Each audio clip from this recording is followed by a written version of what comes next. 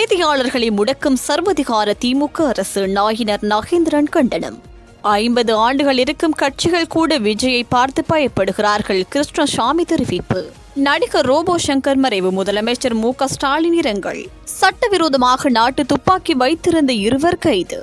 சொத்து விவரங்களை சமர்ப்பிக்காத எதிர்க்கட்சித் தலைவர்.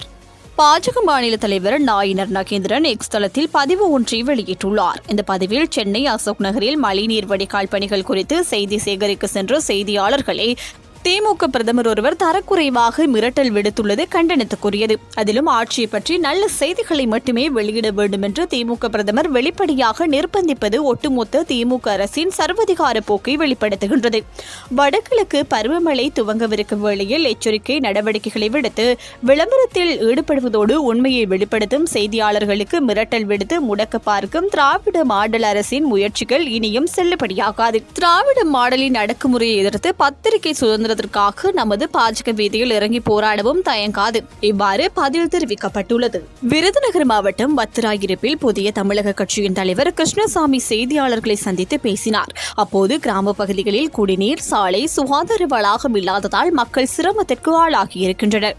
கிராமப்புற மக்களுக்கு குடிநீர் வழங்காத அரசு 505 வாக்குறுதிகளை நிறைவேற்றிவிட்டதாக கூறுகிறது. 100 நாள் வேலை திட்டத்தின் முறைகேடுகளை சிபிஐ விசாரணை செய்ய வேண்டும். தமிழக அரசின் இந்த திட்டங்களுக்கு கிராம பகுதிகளை சென்றடையவில்லை.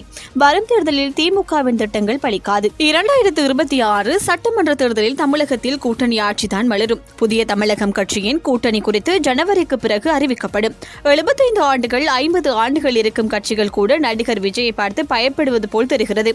தமிழ்நாட்டில் பெரும்பாலான ஆண்கள் குடிப்பழக்கத்திற்கு அடிமையாகியுள்ளனர். வரும் தேர்தலில் பெண்களிடையே டாஸ்மாகிற்கு எதிராக புரட்சி உருவாகும். 2026 தேர்தலில் எந்த கூட்டணியில் இருந்தாலும் ஸ்ரீவல்லிபுத்தூர் தொகுதியில் புதிய தமிழக கட்சி போட்டியிடும் என்று தெரிவித்துள்ளார்.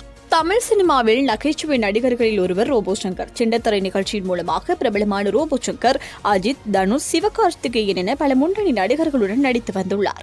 கடந்த சில மாதங்களுக்கு முன்பு மஞ்சள் கால் மாலையால் பாதிக்கப்பட்ட ரோபோ சங்கர் சிகிச்சைக்கு பிறகு குணமடைந்துள்ளார். இதனிடையே சில நாட்களுக்கு முன் படப்பிடிப்பு தளத்தில் ரத்த வாந்தி எடுத்த ரோபோ சங்கர் மருத்துவமனையில் அனுமதிக்கப்பட்டார்.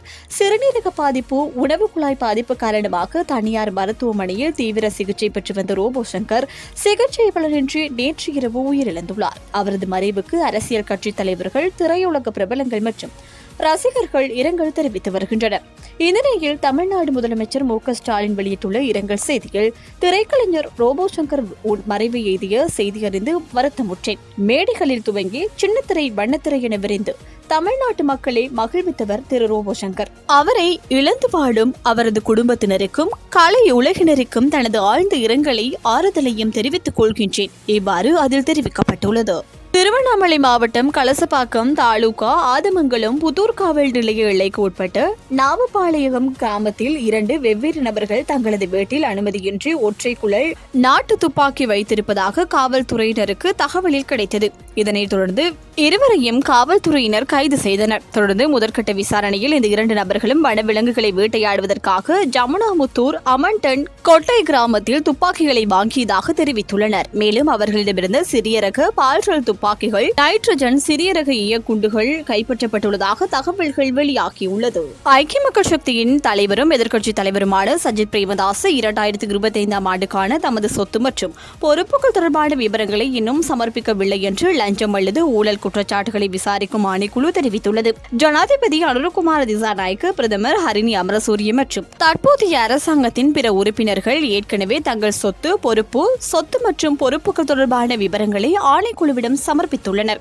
மேலும் பல எதிர்க்கட்சி நாடாளுமன்ற உறுப்பினர்களும் தங்கள் சொத்து மற்றும் பொறுப்புகள் தொடர்பான விவரங்கள் ஆணைக்குழுவிடம் சமர்ப்பித்துள்ளனர்.